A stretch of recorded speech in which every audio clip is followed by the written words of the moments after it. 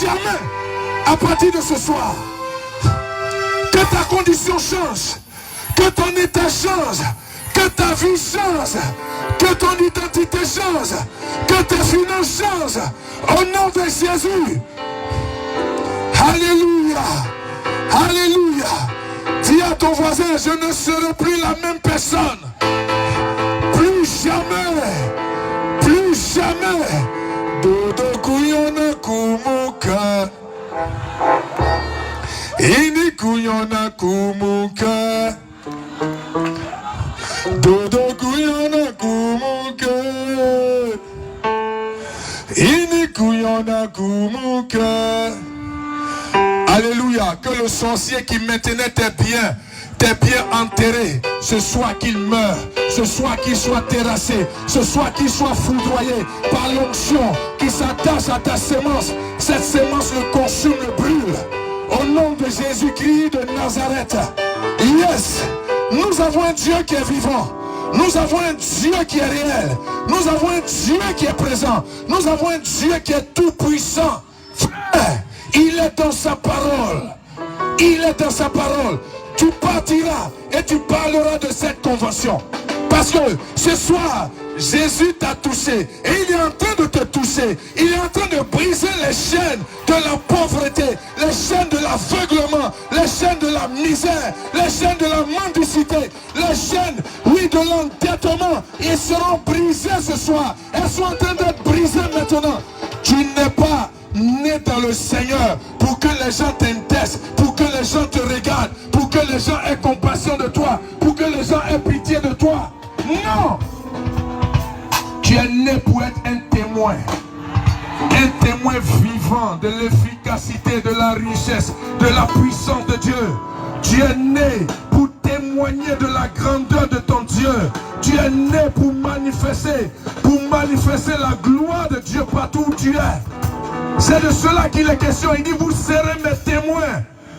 Vous serez mes témoins. Bien sûr lui. Waouh. Waouh.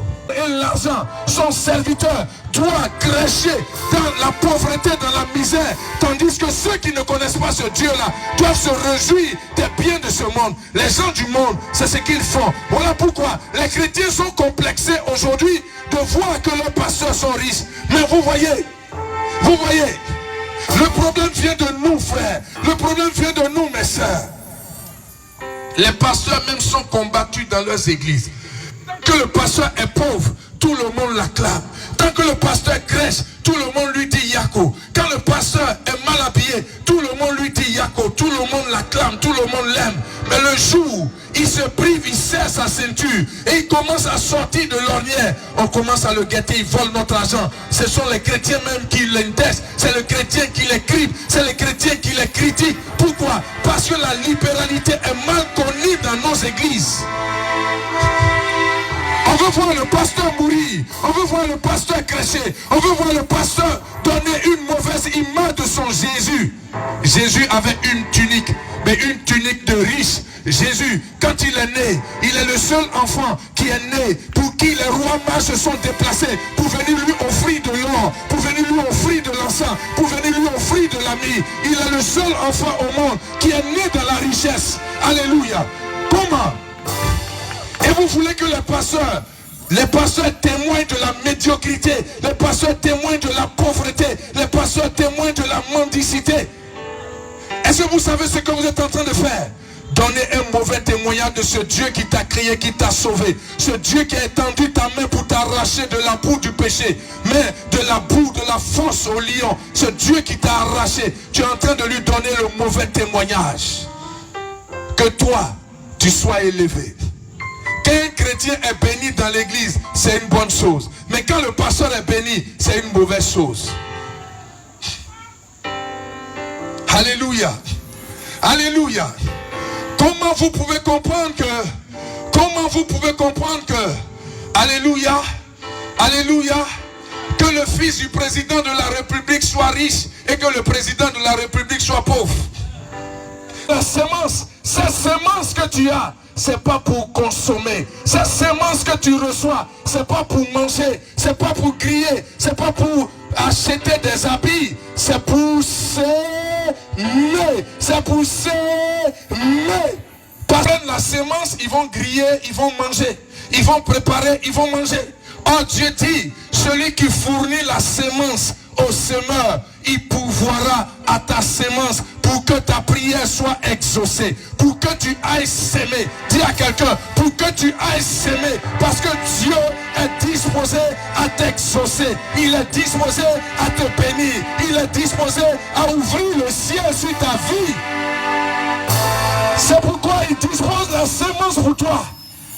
Vous serez de la sorte enrichi à tous égards pour toute espèce de libéralité qui par notre moyen feront offrir à Dieu des actions de grâce. Il y a quelqu'un qui donne la sémence parce qu'il sait que la sémence là, c'est dans ça que se trouve ta nourriture. C'est dans ça que se trouve l'école de tes enfants.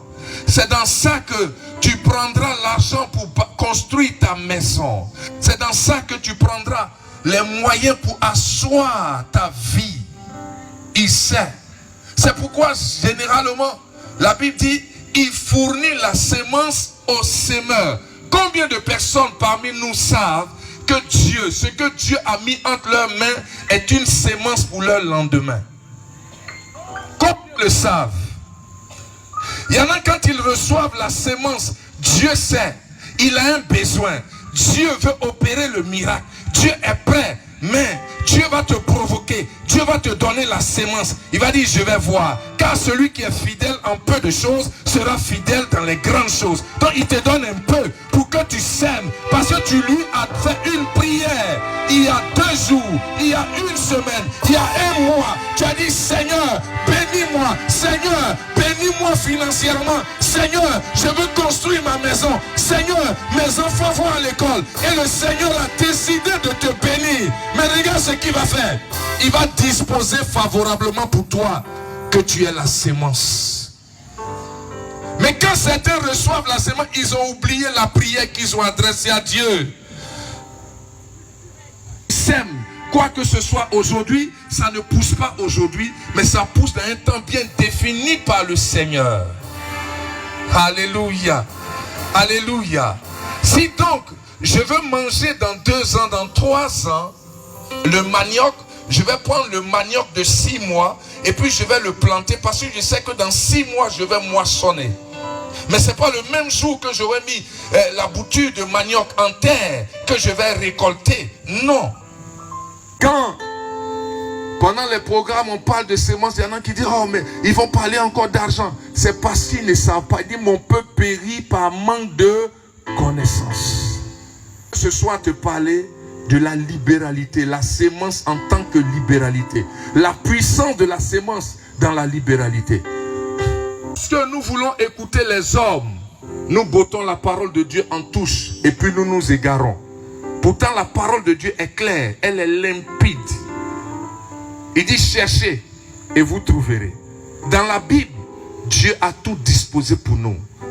Dieu a disposé sa parole comme sa lumière pour éclairer notre chemin, pour que nous trouvions notre chemin.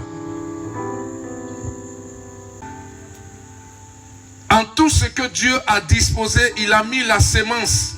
Et la sémence nous sert de nourriture. Alléluia. Lisez avec moi. Quand nous venons dans le Nouveau Testament, en 1 Corinthiens 15, verset 38, il dit, puis Dieu donne un corps comme il lui plaît à chaque sémence. Waouh. Dieu, il donne un corps qui lui plaît à chaque sémence. Vous voyez, nous avons parlé de semences, mais il y a semences partout. Il y a même semences chez l'homme. L'homme a une sémence qui lui permet de se reproduire. En toutes choses, il y a une sémence. Vous voyez, nous sommes dans la Genèse, dans le premier chapitre du livre de la Genèse. Et Dieu va faire quelque chose de fondamental. Dieu va donner la sémence à l'humanité, à la terre. Et il dit que la sémence, la nourriture de l'homme se trouve dans la sémence. Quelqu'un me dit Amen. Mais apparemment, on ne sait pas qu'est-ce que Dieu veut nous dire. Parce que la Bible dit que L'Ancien Testament, c'est l'ombre des choses à venir. Le véritable se trouve dans la révélation de Jésus-Christ. Quelqu'un dit encore Amen avec moi. Donc, Dieu parle ici de la sémence. Il dit que la sémence, il nous a donné la sémence pour que la sémence pour nous soit pour nous notre nourriture. La sémence soit pour nous ce que nous allons prendre pour nous vêtir.